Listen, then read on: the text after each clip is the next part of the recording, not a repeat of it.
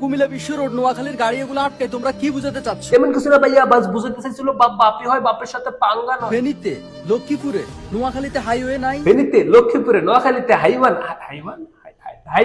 Highway আছে তো কি? কুমিল্লার মানুষ truck driver, bus driver, CNG driver ফেনীতে, লক্ষ্মীপুরে, নোয়াখালীতে যায় না? কুমিল্লার bus driver, truck driver, CNG driver ফেনীতে, লক্ষ্মীপুরে, নোয়াখালীতে, পুরো বাংলাদেশে যায়। তো হইছেটা কি ওইটা কো? তোমরা যেটা করছো ওইটা আমরা করব না, কেমনে করবো? তোমরা বালা করে জানো কুমিল্লার গুতা দিলে কুমিল্লার লাত্তি দেওয়ার ক্ষমতা আছে। কারণ এটাই ব্যক্তিত্বের পরিচয়, এটাই সভ্যতা, আর এটাই ভদ্রতা।